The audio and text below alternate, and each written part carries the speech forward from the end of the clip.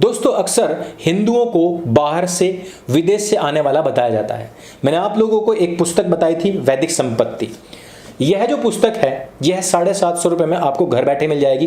काफ़ी मोटी पुस्तक है, बहुत भारी भरकम रिसर्च पर आधारित पुस्तक है। इस पुस्तक को आप अवश्य पढ़िएगा। सनातन हाट का लिंक हम डिस्क्रिप्शन और पिन कमेंट में हमेशा देते हैं। दूसरी बात कि हमारे पास में जो 12 ज्योतिर्लिंग है और ये जो छोटा मंदिर मॉडल है ये काफ़ी कम मात्रा में बचा है। आई थिंक अभी तक आउट ऑफ स्टॉक भी हो चुका होगा। जिन लोगों को चाहिए वो जल्द से जल्द बुक कर लें। अगला लॉट कब आएगा हमें भी नहीं पता है।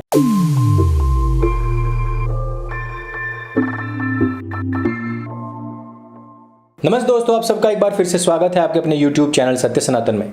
जब हम सत्य का प्रतिपादन करके लोगों की आंखें खोलने का कार्य करते हैं तो कुछ जिहादी लोग हमें कहते हैं कि ये देखिए लोगों को गुमराह किया जा रहा है, ये देखिए इनकी भाषा को देखिए।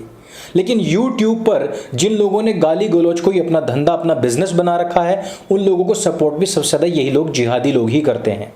राउंड टू हेल नाम के एक YouTube चैनल जिसको कि अरसा हो गया है, वर्षों हो गए हैं, माँ बहन की गंदी गालियाँ दे करके ये एंटरटेनमेंट के नाम पर लोगों को गालीबाज बनाते हैं और उसके एवज में काफ़ी मोटा धन भी कमाते हैं, साथ ही साथ एड्स भी करते हैं। लेकिन आप जरा सोचिए कि इनको अपना आदर्श मानने वाले लोगों की जुबान पर क्या कोई सच्ची या अच्छी बात आएगी? क्या संस्कारिता वाली बात आएगी?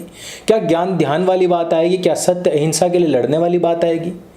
ये वही लोग हैं जिन्होंने न जाने कितनी बार दूसरे धर्मों का अपमान किया है, न जाने कितनी बार अपने जिहाद के प्रोपेगेंडा को अपनी वीडियोस के लिहाज से, हिसाब से चलाने का प्रयास किया है। कई बार इन्होंने अपने मजहब को प्रेज और दूसरों को गाली देने का काम किया है। आजकल एक वीडियो बहुत वायरल हो रहा है जिसमें कि राधा जी को छिनाल बोला गया सीधे सीधे शब्दों में। और यहाँ पर अगर ये कहने लग जाएं, कोई ये कहे कि राधा तो किसी का भी नाम हो सकता है, तो यही चीज़ अगर मोहम्मद के नाम से शुरू हो जाए तो क्या इस पर मुसलमान नहीं भड़केंगे? लेकिन सबसे बड़ी बात यह है कि इस पूरे के पूरे वाक्य को मोहन के साथ में, यानी कि कृष्ण के साथ में जोड़ करके बनाया गया था। राधा तो छिनाला कर रही है, राधा छिनाला कर रही है। 2018 की इस वीडियो को बाद में एडिट कर लिया गया, लेकिन जिस प्रकार का प्रोपेगेंडा इस पर समय पर चल रहा है उस पर चर्चा करनी अत्यंत आवश्यक है। आज हम इसी विषय पर चर्चा करने वाले हैं, लेकिन उससे पहले कुछ ऐसे विषय भी हमें लेने जरूरी हैं जो आजकल सामान्य जन में घटित हो रहे हैं। मेरठ में एक गर्दन कटी लाश प्राप्त हुई थी एक मुस्लिम लड़की की, जिसका सीधा सीधा आरोप हिंदुओं पर मढ़ने का प्रयास किया गया था। लेकिन बाद में पता लगा कि इसी लड़की की फैमिली मेंबर्स ने इसके बाप ने इसकी गर्दन काट दी थी और उसको फेंक दिया था।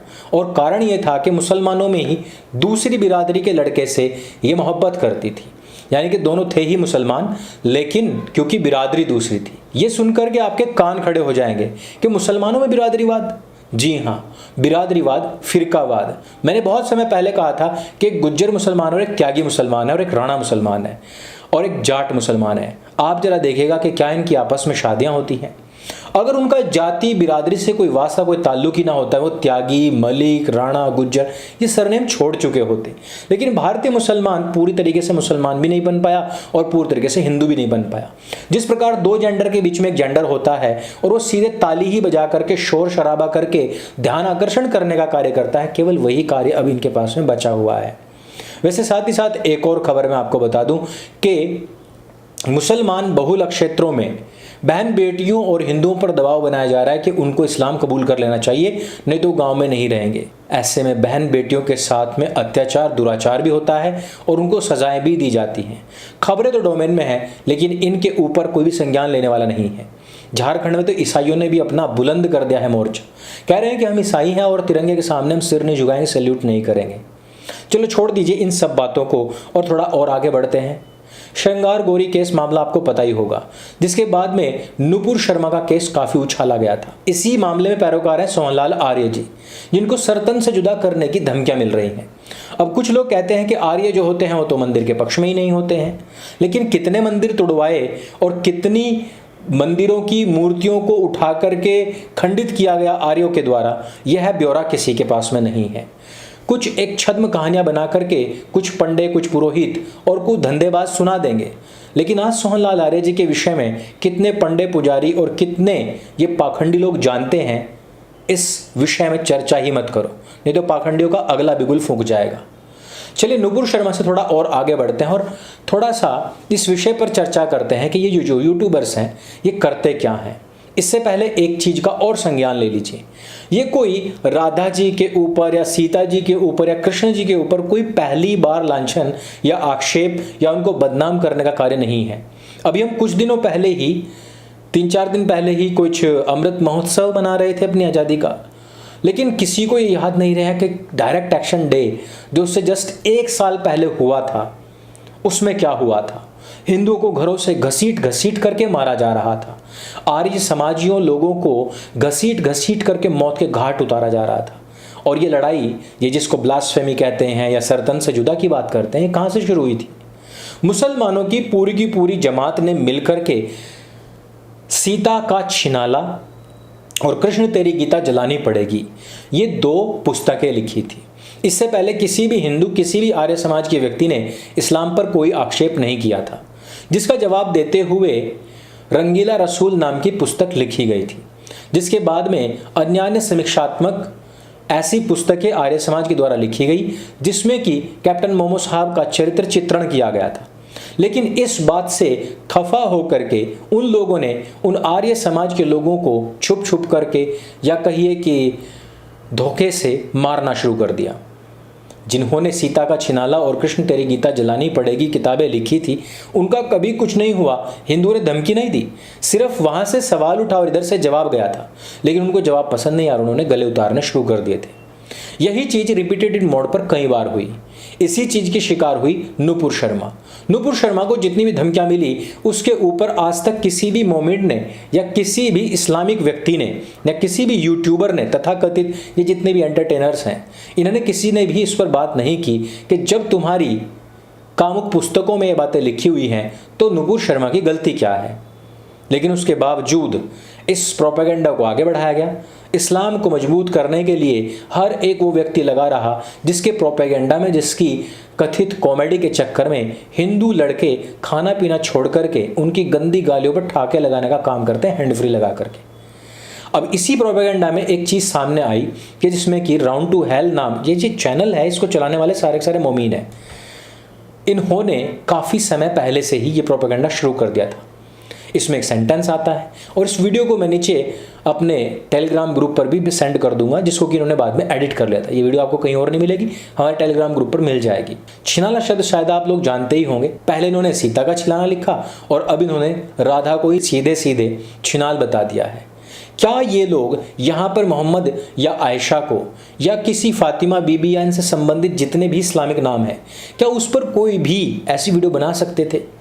क्या आपको याद है कि एक बार रोहित सरदाना ने कहा था कि जब सेक्सी दुर्गा बन सकती है, देखिए दुर्गा किसी का भी नाम हो सकता है, किसी लड़की का भी नाम हो सकता है, लेकिन दुर्गा क्योंकि एक ऐसा पूजनीय नाम भी है जिससे कि इंस्पायर होकर के हिंदू लोग अपने बहन बेटियों का नाम दुर्गा रखते हैं। इसी प्रकार से रोहित सरदाना ने कहा था कि जब सेक्सी दुर्गा हो सकता है तो क्या सेक्सी आयशा या सेक्सी फातिमा भी हो सकता है।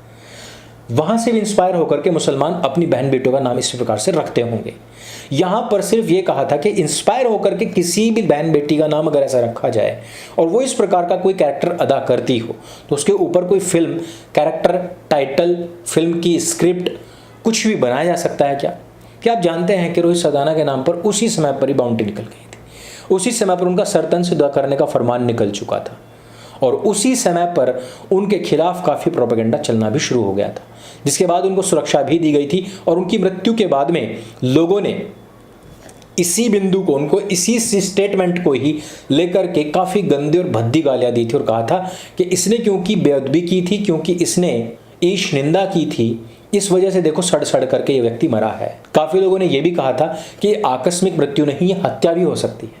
कुछ भी रहा हो, लेकिन रोहित सरदाना के एक प्रत्युत्तर के बदले मात्र से उनकी गर्दन काटने तक का फरमान आ गया था, जैसे कि नुपुर शर्मा का आया, ठीक उसी प्रकार से जिस प्रकार से कमलेश तिवारी जी का आया। लेकिन यहां पर क्या किसी भी हिंदू ने राउंड टू हेल की टीम को या उनके किसी भी एक व्यक्ति को भी सर तन से जुदा करने का ऐसा कोई फरमान या धमकी दी क्या? ये भारतवर्ष है जहाँ पर मुसलमान इस प्रकार से खुले आम जी सकते हैं और ये भी कह सकते हैं कि भारत में असहिष्णुता बढ़ रही है। हामिद अंसारी ने कह करके देख लिया, नसीरुद्दीन शाह ने कह कर देख लिया और आमिर खान ने भी कह करके देख लिया। तीनों की आज क्या दुर्गति और क्या औकात है आप सबको पता है। लेकिन मुझे नहीं पता कि जितने भी हिंदू राउंड टू हेल देखते हैं वो अब आगे क्या करेंगे। अभी राधा के विषय में सुना है, कल सीता के विषय में दोबारा से सुनिएगा, फिर पार्वती के विषय में आप इसी प्रकार की कॉमेडी सुनिएगा और फिर अपनी बहन बेटियों के विषय में भी इसी प्रकार के टॉन्ट सुनिएगा। हिंदू को आदत हो चुकी है। जिस प्रकार से अभी मैंने आपको बताया कि हिंदू बहन बेटियों से उठक बैठक लगवाई जा रही है, इस्लाम कबूल नहीं किया तो सूटकेस में पैक करके भेजी जा रही हैं, इस्लाम कबूल नहीं किया तो आपकी इस दुर्गति का कोई और नहीं, केवल आप ही जिम्मेदार हैं, क्योंकि आप ही लोग इनको सोने की थाली में इज्जत परोस करके देते हैं और वो वही उसी ताकत का इस्तेमाल करके आपकी इज्जत को रौंद कर सूटकेस में फेंक देते हैं। इस वीडियो में सिर्फ इतना ही। ये वीडियो अगर आपको अच्छी लगे, जानकारी से भरपूर लगे तो इसको सबके साथ में शेयर अवश्य करें। मेरे संग बोले सत्य सनातन वैदिक धर्म की जय। जय हिंद, वंदे मातरम।